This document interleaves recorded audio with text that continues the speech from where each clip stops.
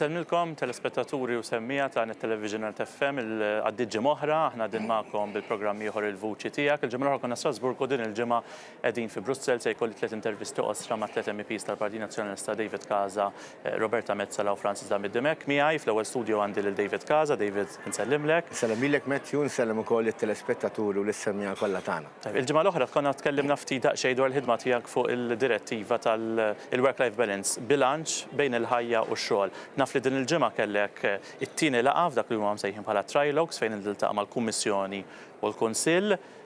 Fiex wasalna, ġifieri ġimgħa l-oħra spjegajtilna x'inhi issa fejn ħammorru?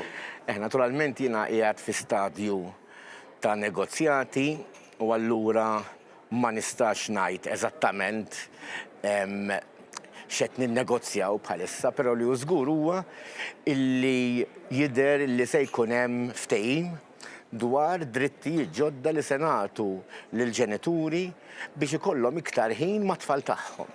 Ħajkun hemm iktar lif għal dawk il-ġenituri kemm il-mara kif ukoll ir-raġel jew kellha għall-familji, għall-ġenituri ikunu kif ikunu il-ġenituri biex ikollhom iktar ħin mat-tfal tagħhom.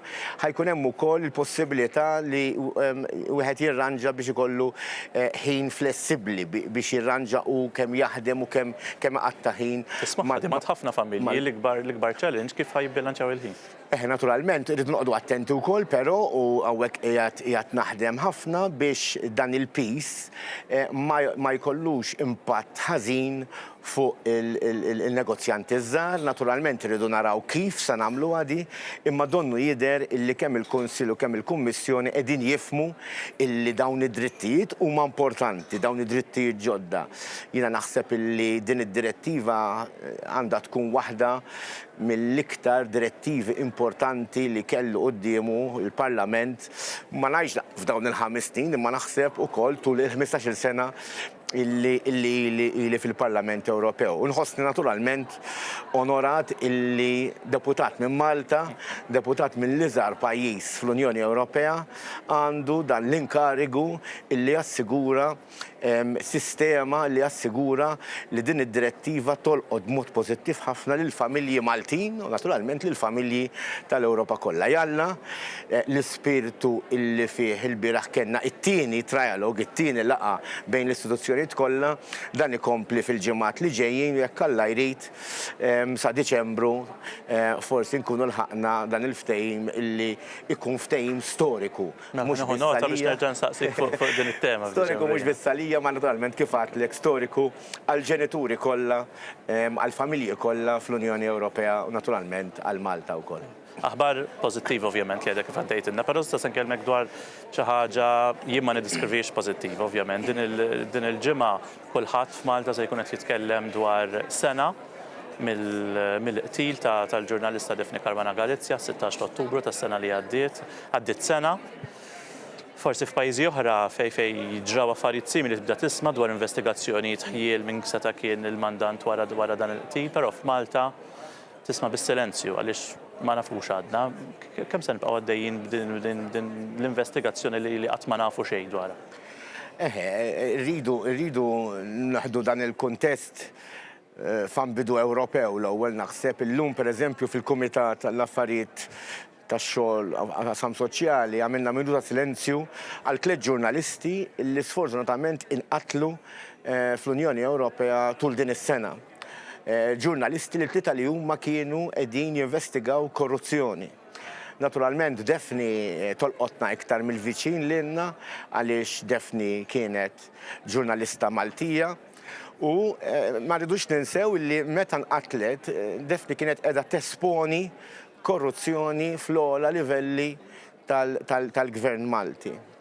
Daphne kienet qed tesponi politiċi korrotti u nies viċin ħafna il-Prim Ministru mingħajr ma biss ġew investigati mill-Pulizija, mingħajr ma tieħdet ebda azzjoni biex għall-inqas jitneħħew. Ejja ma ninsewx li Konrad Mizzi u Keith Schembri għadhom hemm sal-lum. Minkejja dan it-terremot illi laqat il-pajjiżna sfortunatament minkejja li qegħdin naraw ħsara kbira ssir lir-reputazzjoni ta' pajjiżna, il-Prim Ministru għal xi raġuni għadu qiegħed jipproteġi lil dawn il-politiċi illi Daphne Caruana Galizia kienet qiegħda tesponi. Minkejja li nafu illi qiegħda ssir ħsara lil pajjiżna. U provajna ilha 3 snin u fuqhom, ġifieri mhix xi ħaġa. Preċiżament. U allura aħna provajna jiena l-ewwel wieħed li l-ewwel ma ndirizzajt l-istituzzjonijiet ta' pajjiżna u realizzajt li dawn l-istituzzjonijiet ġew hijacked, ġew fidejn il-gvern u flok bdew jiddefendu dawn l-istituzzjonijiet lill-ċittadini, flok bdew jiddefendu dawn l-istituzzjonijiet lill-ħaddiema ta' dawk is-settur importanti li huwa l-financial services, dawn l-istituzzjonijiet bdew jipproteġu il-min irid jipproteġi il-Prim Ministru. U naturalment mbagħad meta rajt illi xejn mhu se jinbidel, fil-fatt kelli raġun għax xejn ma nbidel sal-ġurnata tal-lum, kelli nuża l-istituzzjonijiet Ewropej għax għandi dritt u d-dover li nuża dawn l-istituzzjonijiet u l-konsegwenza kienet il-lum pereżempju Pilatus Bank ħadd itneħħilu l-liċenzja. Kieku jien ma ħdimx fl-istituzzjonijiet Ewropej, kieku għall-Prim Ministru u għall-istituzzjonijiet Maltin Pilatus Bank għadu jeżisti. Kieku pereżempju ma minnix pressjoni qawwija mill-Parlament Ewropew, kieku Silvio Valletta forsi għadu qiegħed isegwi issa ħallija li kienet il-Qorti Maltija illi rrid insellem minn hawn illi ħadet deċiżjoni importanti f'dak li għandu x'jaqsam il-każ ta' Silvio Valletta, ir-raġel ta' Ministru fil-Gvern illi Daphne kienet qiegħda tikkritika, jiġifieri kienet redikola u ma naħsibx li kellna ndumu dawn ix-xhur kollha biex niddeċiedu li Silvio Valletta ma kellux ikun parti mill-investigazzjoni. Kellu jew tiġi minnu, jew tiġi mill-Ministru tal-Ġustizzja, jew tiġi mill-Kummissarju, jew tiġi mill-Prim Ministru li jgħidlu int ersaq mhux postok hawn f'dan il-każ. Issa naturalment fadlinna pereżempju l-kumpanija 17 Black. 17 Black ejja ma ninsewx. 17 Black kienet se tgħaddi 150,000 mit-taxxi tal-poplu Malti u Awċi lil Konrad Mizzi u lil Keach Kembri, 150,000 il-Konrad Mizzi u 150,000 il-Keach Kembri mit-taxxi tagħna fi proġett li huwa fih flus ġej mill-Azerbajġan, flus ġejjin mill-LNG tanker li għandna f'Marsa Xlok illi Alla ħares qatt ikollna incidentem għax imbagħad inkunu nafu x'deċiżjoni ħażina kienet meta llum ukoll nafu li ħafna mill-elettriku aħna qed inġibuh permezz tal-interconnector u mhux permezz tat-tanker tal-gas. Jiġifieri 17 Black ġiet maħluqa propju biex tistaq lill-poplu Malti u tgħaddi l-flus. U tgħaddi l-flus lil dawn in-nies viċinissimi tal-Prim Ministru. Aħna għandna dritt inkunu nafu ta' min hi 17 Black. Aħna nafu li l-FIAU ta' Malta taf ta' min hi 17 Black u l-awtoritajiet ta' Malta jafu ta' min hi 17 Black. Allura il-Prim Ministru it-taxxi huma tal-poplu, il-poplu għandu dritt. Preċiżament, il-Prim Ministru għandu u l-awtoritajiet Maltin għandhom jgħidulna ta' min hi 17 Black, għandhom jgħidulna il għaliex ġiet inwaffqa 17 Black, għandhom jgħidulna għaliex kienu ħajidħlu flus ġo din il-kumpanija u mbagħad imorru għand dawn in-nies viċin tal-Prim Ministru. Ġifieri qatt fadlilna ħafna xogħol ukoll f'dak li għandu x'jaqsam l-istruttura tal-FIAU għaltinna il-Kummissarju Jourova li nintqajt magħha u l-Kummissarju Jourova kellha attakk sfrenat mill-Gvern Malti għal qalet ħadd toħroġ opinjoni f'Novembru biex l-affarijiet jitranġaw. Naturalment ma naħsibx li kienet il-medja li fetħet għajnejn il-Prim Ministru, ilhom jafu li l-affarijiet ma sarux sew fl-FIAU, fl-MFSA qed donnom on paper għall-inqas tidher li qed jaċċettaw it-tibdil li għandu bżonn isir u naturalment aħna le fadlinna ħafna xogħol, irridu naraw dawn l-istituzzjoni tkunu notfa, jkunu lejali lejn iċ-ċittadini u mhux lejn klikka tal-Prim Ministru, irridu jkunu notfa biex is-settur finanzjarju jibqa' wieħed b'saħħtu, jibqa' wieħed li jirrendi ħafna flus fl-ekonomija tagħna u aħna se nagħmlu ħolitna kollha bħala deputati li nassiguraw illi l-ekonomija Maltija ma tiġix mill-quta ħażin kif propju qiegħed jagħmel bis-saħħa tal-inkapaċità li jiddeċiedi il-Prim Ministru ta' Malta, Dr. Joseph Muscat. Grazzi ħafna David ta' dawn il-ftit minuti, ovvjament aħna nerġgħu nkunu miegħek mill-programm ieħor il-vuċi tiegħek il-ġimgħa d-dieħla.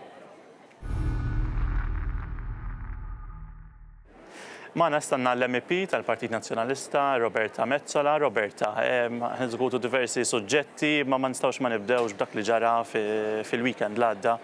Il-qtil ta' ġurnalista oħra, t-tielet waħda f'tem ta' sena fl-Unjoni Ewropea, kellna l-każ ta' Daphne Caruana Galizia, ovvjament żgur it-telespettaturi kollha jafu b'dak li ġara.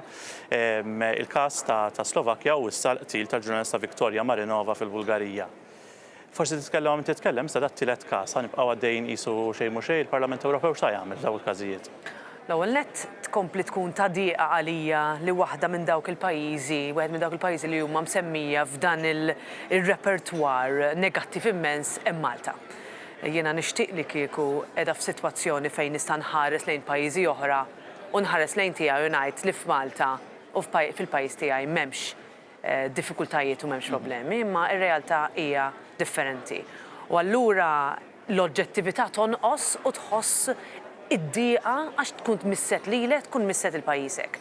Din il-ġimgħa iżjed għaliex ser nagħlqu l-ewwel sena minn mindu inqatlet b'dak il-mod daqshekk traġiku Daphne Caruana Galizia, assassinju li mhux ixxokkja lilna biss imma lid-dinja kollha li kulħadd għadu jsemmiha u fil-fatt meta nqatlet is-Sinjura Marinova l-weekend li għadda, l-ewwel ħsieb kienet mela l-ewwel Malta u mbagħad Slovakkja b'Jan Kuciak u l-arusa tiegħu u issa Marinova. X'inhu l-messaġġ?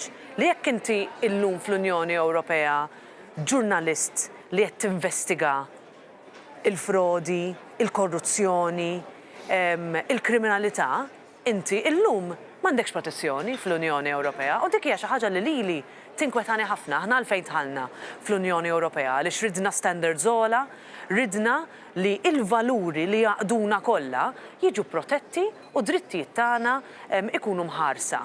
Li ġara b'mod li żjed ċar huwa li f'dawn it-tliet pajjiżi Malta, Slovakkja, l-Bulgarija l-iktar dritt fondamentali li huwa dritt tal-espressjoni u dritt li inti tista' tinvestiga mingħajr mal-protezzjoni tiegħek tkun imxekkla, dik inkisret. U aħna lilna l-messaġġ tibgħat li f'Malta u f'dawn il-pajjiżi ma tistax taħdem biex tinkixef il-verità mingħajr mal-ħajja tiegħek tkun fil-periklu. U din tibgħat messaġġ ukoll min qed jistudja Matthew llum fl-università li daħalet jagħmel kors għall-ġurnaliżmu. Jgħidli jiena x'tib ta' ġurnaliżmu nista' nagħmel biex inkun żgur li ma ninqatilx. Ma naħsibx li huwa tajjeb li din hija sitwazzjoni li aħna bħala politiċi għandna nikkreaw kemm liġijiet imma anki atmosfera sana anke aħna bħala politiċi li suppost nipproteġu lill-ġurnalisti ħalli jinvestigaw lilna. Għaliex tanu dak li huwa rwol tal-ġurnalisti u tajjeb li aħna nkunu minn ta' qoddim u dak li qed tagħmel il-delegazzjoni tal-Partit Nazzjonalista f'dan il-Parlament Ewropew biex propju nkunu fuq qoddim fid-difiża tal-ġurnaliżmu Malti. Semmejt inti stess li din il-ġimgħa se nfakru bdieqa. Il-sena minn dak il-War Nofsinhar Iswed niddiskrivi jien ta' 16 Ottubru ta' sena l-oħra meta inqatlet il-ġurnalista Maltija f'dan il-każ Daphne Caruana Galizia. Għaddiet sena u sena mhux ftit. Però la għadna nafu min qatilha, x'kien il-mottiv partikolari wara dak il-qtil. Tibża bħala Maltija kważi iktar milli bħala persuna fil-politika illi jgħaddu iktar snin, jgħaddu iktar xhur u ma nsiru nafu xejn, jiġri kollox jibqa' dej kif ikun, kif inhu u ma nkunux nafu min qatel il-Daphne. Żgur li f'Malta hemm min għandu interess biex qatt ma nkunu nafu min qatel lil Daphne Caruana Galizia. Din hija l-verità għaliex kieku sal-lum kien ikollna ħjiel imbilli il-Ministru tal-Ġustizzja u l-Prim Ministru qalu lid-dinja kollha li they're going to leave no stone unturned. Tawna prova li they haven't left a stone unturned f'din is-sena, naħseb ir-risposta hija ċarament le. Hemm 3 persuni li ġew arrestati imma huwa ċar li mhumiex huma li jordna l-qtil ta' Daphne Caruana Galizia huma kemm ingħataw il-flus biex jagħmluha. U dan hu dak li għadu jrid jiġi pruvat fil-qorti, ġifieri aħna rrid inħarsu bir-reqqa. Imma jekk tħares issa ħanagħmel iva taqbil u nqabbel Malta mal-Slovakkja u nara li fl-Slovakkja hemm investigazzjoni għaddejja u l-ammont ta' persuni li ġew identifikati bħala dawk li ordnaw l-qtil huwa public knowledge, ġew pubblikati il-ġimgħa l-oħra u l-prosekuturi ser jimxu fuq hekk. F'Malta ma ġarax hekk, anzi, iktar ma jgħaddi żmien, iktar qed joħorġu allegazzjonijiet, ħansemmihom bħala allegazzjonijiet, imma din il-ġimgħa rajna wkoll li inti għandek allegazzjoni serjissima maħruġa mill-Daphne Project u minn hawn nixtieq nirringrazzja lill-ġurnalisti kollha li għalkemm inqatlet Daphne xogħla ma waqafx. Naħseb dak huwa messaġġ ukoll li jista' jintbagħat hemm barra li minkejja li tinqatel l-istejjer ma jmutu qatt. Il-messaġġ ma jmut qatt. L-istejjer ma jmutux. U jekk inti għandek ministru li allegatament kien f'kuntatt ma' min qafas il-buttuna u jew min poġġa l-bomba taħt il-karozza ta' Daphne Caruana Galizia, irrid ikun hemm riperkussjonijiet, ir-responsabilità tintrefa'. Ma naħsibx li aħna bħala oppożizzjoni qed nistgħu nieqfu milli nistaqsu biex ikun hemm investigazzjoni internazzjonali u pubblika la darba l-awtoritajiet Maltin mhumiex jew sa almenu ma qalulniex li qed jinvestigaw min huwa ovvju li jrid jiġi investigat, hawnhekk qed noqgħod attenta ħafna kif fil-kliem li nużaw għaliex malajr il-gvern jipprova jgħid fake news mhux fake news imma qara naqra ta' no stone left unturned naħseb l-oppost ġara. L-aħħar mistoqsija, Roberto, fuq tema daqsxejn differenti, l-ħidma tiegħek partikolarment fil-Parlament Ewropew il-ġimgħa d-dieħla fil-kumitat li inti tmexxi l-grupp tal-IPP fih, il-Kumitat tal-Ġustizzja u tal-Intern, se jibda jiddiskuti file dossier ġdid, wieħed mill-iktar files fil-fatt importanti, l-European Border and Coast Guard. L-ewwel nett x'inhu dan il-file u l-ħidma tiegħek f'dan il-qasam u min qed jarana u jismana. Roberta, x'qed tagħmel f'dan il-qasam għalih? Aħna fil-Parlament Ewropew ma nqattawx biss ħajjitna nagħmlu nagħtu intervisti biss, imma nqattaw ħafna mill-ħin tagħna nnegozjaw. Biex issib il-ħin biex tagħmel intervisti. Vera, speċjalment biex daħħal minut. Imma li nqattaw ħafna ħin u jien nqatta' ħafna ħin bejn Malta u Brussell ukoll ninnegozja liġijiet. Jien avukat u allura ġejt fil-Parlament Ewropew biex nipprova nagħmel l-almu tiegħi ħalli l-liġijiet li għaddu minn hawnhekk ikunu tajbin għal Maltin u l-Awċin. Waħda mill-iktar tista' tgħid diffikultajiet jew ħsibijiet li għandhom il-Maltin u l-Awċin huwa proprju l-immigrazzjoni. U nixtieq ngħid kemm mhux li gburija imma li l-Parlament Ewropew ma qalx ħan ninjora din il-problema, din l-isfida, imma aħna wkoll bħala Partit Nazzjonalista hawnhekk għażilna li niffukaw fuq kif nistgħu insolvu nindirizzaw din l-isfida biex il-problema tittaffa speċjalment fuq pajjiżi bħal tagħna, bħal Malta. U dan id-dossier il-ġdid x'inhu din hija liġi li ser issaħħaħ il-fruntieri esterni tal-Unjoni Ewropea. Jien u int nistgħu mmorru Lussemburgu, nistgħu mmorru Franza, nistgħu mmorru l-Olanda bil-karozza, naslu hemmhekk mingħajr ma ħadd iċċekkja l-passaport, mingħajr ma ħadd iwaqqafna fil-fruntiera.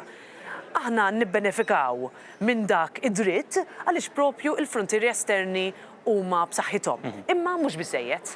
Hemm min u bir-raġun jibża li jekk ma jkollniex kontroll ta' minnu dieħel u minnu ħireġ, allura jista' jkun ikun hemm teddida s-sigurtà tagħna li bħala risposta jerġgħu jingħaqlu l-fruntieri. Meta kien hemm l-attakk terroristiku fi Franza, il-fruntiera bejn il-Belġu u Franza ingħalqet għaliex il-pulizija ma bdewx jikkoordinaw. Aħna rridu nevitaw li attakki bħal dawk jerġgħu jiġru. U allura qed noħolqu regoli, set ta' regoli ġodda, impoġġu iżjed flus għad-dispożizzjoni tal-Istati Membri tal-Gvernijiet, inkluż dak Malti, iktar persuni li ser ikunu qed jiċċekkjaw minnu dieħel u minnu ħiereġ. U mbagħad la darba niċċekkjaw min dieħel u minnu ħiereġ inkunu nistgħu nadottaw liġijiet jew ninforzawhom u hawnhekk l-appell tiegħi lill-gvernijiet biex jagħmlu dak li aħna diġà għamilna fil-Parlament Ewropew li naqblu fuq regoli dwar kif tirritorna persuni li mhumiex eliġibbli għal protezzjoni, kif la darba inti tingħata il-protezzjoni ma tibqax Malta, imma ir-responsabilità titqassam bejn pajjiżi membri oħra u x'inhu ma drittijiet tiegħek. Imma fl-aħħar mill-aħħar x'inhu l-messaġġ tagħna li dejjem kien. Jekk inti tingħata l-protezzjoni hawnhekk, trid taraf il-liġijiet u tħarisom. Jekk inti ħatikser il-liġijiet wara li pajjiż ikun tak il-protezzjoni, allura inti trid tiġi punit kif jiġi punit kulħadd. M'hemmx trattament differenti għalik u jekk inti m'intix eliġibbli tinbagħat lura. Dan hu dak li jiena ser nkun qed naħdem fuqu f'dawn ix-xhur li ġejjin sal-elezzjoni. Ix-xhur tas-sigurtà hija importanti wkoll li aħna nistgħu nindirizzawha mingħajr ma nxerdu l-biża', mingħajr ma nxerdu l-ħrejjef. Aħna qed ngħidu isma' jekk inti għandek kwistjoni li verament qed tinkwetana bħala Maltin aħna iva hemm għalfejn li l-pis tal-immigrazzjoni nġorruh kollu aħna le.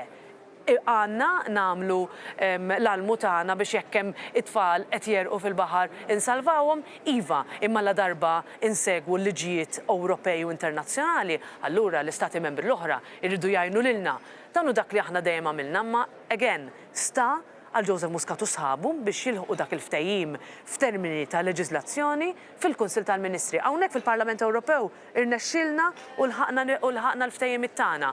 Imma the ball is now in the Council of Ministers Court u hekk ħanibqgħu nagħmlu pressjoni sa lejliet l-elezzjoni għall-Parlament Ewropew f'Mejju li ġej u anki wara. Grazzi ħafna, Roberta. Naħna niltaqgħu ovvjament il-ġimgħa d-dieħla bi programm ieħor l-vuċi. Jekk insibu l-ħin. Nipprovaw.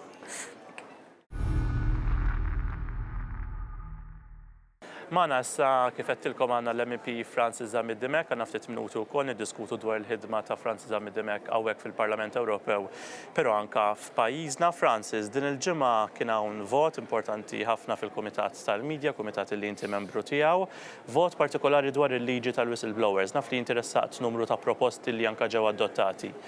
F'mod konkret, nagħtu mod ħaddiem Malti li qed isegwina llum. X'vantaġġi jista' jkollu b'daw l-emendi li interessat? Dawn l-emendi li jiena wkoll irid nesprimi sodisfazzjon kbir għal fatt li ġew milquha mill-kumitat li niforma parti minnu huma emendi biex jagħtu saħħa akbar permezz tal-liġi lil min ikun whistleblower. Issa għaliex whistleblower huwa importanti? Whistleblower huwa importanti għaliex ħafna drabi mingħajru nibqgħu mingħajr l-informazzjoni li aħna nemmen li għandna dritt għaliha. Tieħu il-każ anki fit-totalità tiegħu tal-Panama Papers. Meta għandek każ bħal dak, kieku ma kellekx il-whistleblower, kieku dawk il-fatti kollha li ħarġu, kieku aħna bqajna ma nafu xejn assolutament dwarhom. Ma kenniex, inkluż Malta, ma kenniex xi ministru li jgħidilna isma' jiena ftaħt il-kont il-Panama, ma kenniex xi chief of staff tal-Prim Ministru jgħidilna isma' jiena ftaħt kont, ta' mbagħad kont qed nipprova niftaħ kontijiet oħrajn. Mela il-fatti joħorġu għax ikollok il-whistleblower. Issa x'inhuma l-emendi li jiena insistejt fuqhom. L-ewwel nett li min jiddeċiedi jekk persuna jingħatax il-protezzjoni ta' whistleblower, irid tkun xi ħadd li huwa totalment indipendenti, awtorità indipendenti. Ma jistax ikun il-gvern stess, għax il-gvern jekk tara anki x'ġara f'Malta min isaffar is-suffara li taqbillu mhux biss jipproteġih imma jagħmlu sinjurun aktar milli jkun. U min ma jkunx qed isaffar dak li jrid il-gvern jispiċċa fil-periklu, periklu għal ħajtu, jispiċċa il-gvern ma jirrikonoxxihx. Mela li jkollok awtorità indipendenti. Tieni prinċipju hu li anke jekk dik l-awtorità ma taqbilx, ikollok mbagħad dritt ta' appell. Għalija emenda oħra kruċjali ħafna hija li meta nitkellmu dwar il-ħarsin tal-whistleblower, nitkellmu wkoll dwar il-ħarsin ta' min jgħin il-whistleblower iwassal il-messaġġi tiegħu. U għaw tidħol l-importanza tal-ġurnalisti. Il-ġurnalisti huma importanti ħafna, il-ġurnalisti investigattivi huma importanti ħafna. Aħna ma nistgħux ma naħdux ukoll l-okkażjoni li nibqgħu nuru l-preokkupazzjoni serja tagħna anki għal qtil issa ta' aktar ġurnalisti. Inti għandek il-kas ta' Defni, għandek il-kas ta' Jan Kuċċek, għandek ġurnalista oħra, għandek kas ukoll li għadu ħanajtek qed jevolvi fl-investigazzjoni tiegħu il-kas tal-ġurnalist li spiċċa probabbilment maqtul fit-Turkija. Dawn mela jiġi raba kas f'dak il-każ. U x'ikun qiegħed jiġri fil-każ ta' daw il-ġurnalisti kollha li ħafna drabi jkunu qed jgħinu lil whistleblower fil-ħidma tagħhom. Mhux biss tispiċċa l-libertà tal-espressjoni tagħhom, tispiċċa l-libertà tal-espressjoni tagħna li għandna dritt ikonna l-informazzjoni li huma jridu jipprovdulna. Fuq tema oħra, sanke, il-ġimgħa l-oħra tkellimna dwar il-ħidma tiegħek brabta mal-marda tal-kanċer. Din il-ġimgħa hawnhekk fil-Parlament Ewropew kellek miegħek ukoll il-Professur Raymond Gallia li aktar tard ukoll se nkunu din nitkellmu ftit miegħu. x'iddiskutejtu? Ġifieri fuq din il-problema dejjem tikber sfortunatament. Iva, l-għenet irrit nirringrazzja l-professur Raymond Gallia, jina l-professur Raymond Gallia stidintu u mill-Health Network, kif stidint nis oħrajn li tkellimna dwarhom anki il-ġimgħa li għaddiet mill-Hospice Movement, mill-Europa Donna, mill-Carvella Foundation. Dal-għoddu flimkien mal-professur Gallia fil-fatt kont hawnhekk għall-launch ta' din il-White Paper, Let's Talk Access. U din hija meta nitkellmu dwar din huwa dokument importanti ħafna dwar l-isfidi li ikun hemm aċċess aħjar għal mediċini u għal kura preċiżament rigward il-kanċer u għal pazjenti allura tal-kanċer fl-Ewropa kollha. Għaliex kif ġi żvelat dal-għodu jien attendejt ukoll l-ewwel parti ta' din il-launch ta' din il-konferenza li kellna u għamilt hekk ukoll bħala membru tal-grupp MEPs Against Cancer, illum mediċina ġdida li hija innovattiva ħafna qed ikun hemm. Trattamenti ġodda qed ikun hemm, però m'għandekx l-istess trattament fil-pajjiżi kollha Ewropej u m'għandekx dejjem l-aċċess li jrid ikun allura b'xejn biex il-pazjenti kollha ikollhom l-istess trattament u l-aqwa trattament. Inti ma tistax tgħid min jiflaħ iva jħallas minn ma jiflaħx le. U allura dan importanti, apparti għalija jibqa' importanti ħafna li jipparteċipaw l-NGOs direttament. Mhux biss x'ngħid jien, mhux biss x'nipparteċipa jien, imma li nies minn Malta jiġu jiena gburi li ngħinhom jiġu hawnhekk anke għax irridu noħolqu iktar networking. Ħafna NGOs Malta m'għandhomx l-istruttura Ewropea li huma jipparteċipaw fiha. Allura iva jiġu hawn jagħtu s-sem tagħhom, jagħtu il-femit tagħhom u dak li huma jkunu qed jgħidu lili. Imma anki dak li huma jkunu qed jgħidu mbagħad direttament irrid li dak kollu jinfluwenza fuq il-politika Ewropea biex ikun hemm iktar riċerka, biex nagħtu iktar investiment, biex fuq kollox inħarsu aħjar il-pazjenti kollha tal-kanċer fil-pajjiżi kollha tal-Ewropa inkluż naturalment pajjiżna Malta. Dwar dan id-dokument ħadna kumment tal-professur Raymond Gallia nixtieq li nsegwuh. Prof. Gallia, l-ħidma tiegħek fil-Malta Health Network u ovvjament ġabek hawnhekk fi Brussell fil-Parlament Ewropew. Mela l-Malta Health Network hija assoċjazzjoni li taqqa' taħta 40 NGO ġewwa Malta li għandhom x'jaqsmu mas-saħħa. U aħna qed nipparteċipaw f'din il-laqgħa li kien hawn dalgħodu li kienet interessanti ħafna biex ovvjament naraw x'inhuwa qed isir fil-kamp tal-mediċina f'dan is-setturi ġifieri tal-kanser. Dan huwa suġġett importanti ħafna għax nafu li pressappoco 25 mill-mortalità li għandna fl-Ewropa hija dovuta għal kanser, hija problema li għandna Malta wkoll għax ovvjament Malta hija parti mid-dinja u kwalunkwe inizjattiva li tittieħed biex din il-problema nkunu nistgħu nindirizzaw aħjar dejjem aħjar. Kemm huwa importanti konferenzi bħal dawk li attendejt għalihom dal-għodu llum? Dawn huma importanti għax minnaħa qed tara x'qed isir fuq livell Ewropew li huwa dejjem importanti għax tara ħadd ieħor x'qed jaħseb. Tara li l-problemi li għandna aħna Malta mhumiex problemi uniċi imma problemi li ħafna mill-pajjiżi l-oħra għandhom. Però mbagħad ikun hemm ċertu problemi li huma partikolari għalina għax aħna żgħar ħafna. Però l-problemi u l-cancers li konna huma bħal ta' ħadd ieħor u allura fiċ-ċokon tagħna rridu naraw kif nistgħu nadattaw bl-aħjar mod possibbli għal ġid tal-pazjenti tagħna. Dak kien il-professur Raymond Gallia, nkomplu bil-mistoqsijiet il-MEP Francis Zambid-Dimek. Waħda mill-ħidmiet tiegħek f'dan il-Parlament Ewropew kienet iffokata fuq dawk li magħrufin bħala online platforms, ġifieri websites fejn kull min għandu negozju jista' jkollu tip ta' interazzjoni mal-konsumatur, ovvjament il-persuni li tibieħilhom prodott. Żgur li minn qed isegwina hemm uħud minnhom illi għandhom in-negozju tagħhom. Kif jistgħu jgawdu minn dawn l-online platforms? Iva, jiena illum l-ewwel qed irid nenfasizza anke ma' dak li għadt il-ġimgħa li għaddiet li komplejt issa nara x'inhi s-sitwazzjoni f'Malta f'pajjiżna. U kelli laqa estensiva ma' diversi negozji fil-fatt kien konferenza organizzata speċifikament għalhekk fej iltqajt fost oħrajn ma' ħafna lukandiera. Iltqajt ma' nies Maltin li għandhom il-platforms tagħhom. Iltqajt anki ma' Maltin oħra li jirrappreżentaw linji oħra ta' negozju. U daw għandhom l-istess ħanajtek inkwiet li għandhom negozji oħra fl-Ewropa. Ħanati eżempju, inti jkollok xi ħadd li qed imexxi lukanda, allura illum jekk xi ħadd ġej f'Malta biex jagħmel il-lukanda tiegħu jaf li ser ifittex dawk li ngħidulhom search engines li jgħinuk tagħmel il-booking tajjeb, apparti search engines anki platforms biex jgħinuk u inti trid tkun ċert li jekk qed tfittex għall-lukanda ta' ċertu kwalità, titla' it-tim tal-lukanda li qed tfittex int. Mhux min għandu l-platform b'xi mod idawwarlek it-tfittxija li inti qed tagħmel għal dak li jrid ibelek hu. Tipproteġġi l-konsumatur. Għax qed tipproteġġi wkoll il-konsumatur. Dan huwa regolament li jitkellem dwar ir-relazzjoni bejn il-platforms u n-negozji, P2B, platform to business.